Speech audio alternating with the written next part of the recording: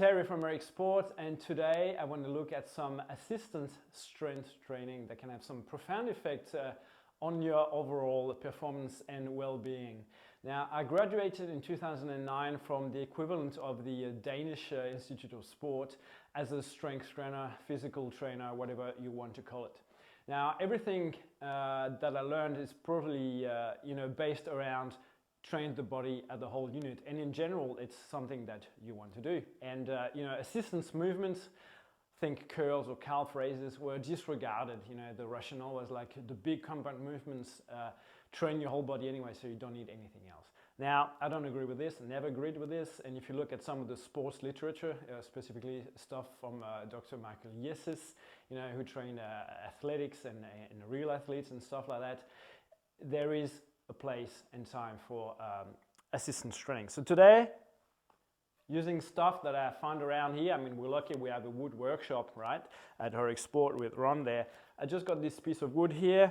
I got a kettlebell, so you don't need any specialized equipment to do this, and you can just simply, train your tibialis, which is this muscle here, which will help with the shin splints and stuff like that. Now you need some kind of bench, setup, but here are squeeze, bring the feet in close together, and you can start doing your raises like that. Now kettlebells, they tend to jump in 4 kilo intervals. So here, boom, look at that. I've got a 12 kilo plus another 2.5 kilos. So instead of going to 16, I can sort of like do my intermediary weight here, just like that, right? So depending on what kind of dowel you use, well, it'll work more or less according to what you use, what you can find. But you can see very simple setup, and I can start working on those, prevent shin splints, and so on. Now, another thing that I use is small boards like that. You see, no high tech. You've got a bit of a rise here. This works out to be 6 to 8 degree angle if you want to be accurate with it, and we can use these for some other exercise I'm going to show you too.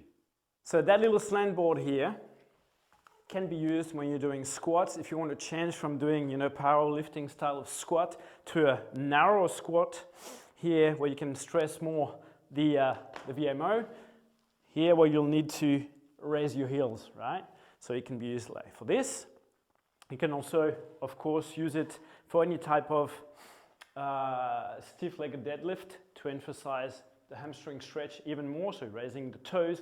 And then, of course, you can stack them up or like this, and you've got a different level of incline, okay? So you can even work on calf raises, on seated calf raises, and there's a very simple way to do that. So I specifically like the seated calf raise to help increase ankle mobility. And very simply, I'm demonstrating kneeling, but you would be sitting, But you've got a nice degree of flexion here. You place a weight on top of your knees and you do your raises like so.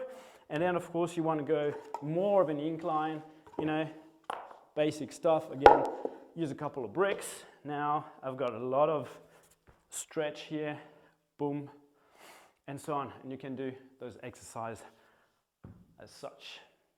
And then you can also use that little slant board, by using 2 bricks here to create an incline board. And then you can do your Poliquin step-ups. Okay? So a really good way to just use a cheap piece of equipment you got at home. Boom, let's put it to the side and let's look at a last exercise. And I'm missing something. Give me a second.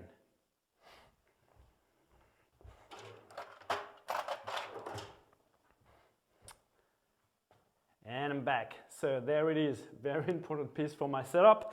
Now we're going to look at hip flexion, strengthen your psoas. And here I've got a normal plate, a bit of chain links. Again, we're on an orchard, apple farm, old apple farm, and you're basically going to wedge your plate here like that, and this is going to be just so that your foot can come in here. So you just work out the length roughly. Boom, you put your pin across the chain. It's locked. Yes, you hook it. Boom. Again, you need to be high up enough.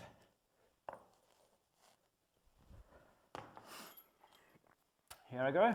Boom. And now I can work on my psoas strength. So there you go. Small ways you can, using bits of equipment you might have laying around, become creative, adapt. Not everybody's got the luxury at the moment to spend extra cash on equipment, or maybe the equipment is sold out. I mean, difficult times at the moment, but you can be creative. A message I got from the Ben, the guy behind the Knees Over Toes guy channel, which I strongly recommend that you check out, is that there are no excuses. If you commit and you want to really do something, you'll overcome the problems by being creative and working around it. So great message. Again, check out his channel. It's got a ton of info, especially if you've got problems with the knee pain and stuff like that. Check it out, worthwhile. Otherwise, leave us a comment if you're gonna try some of the setups that I showed you. Basically, thanks a lot.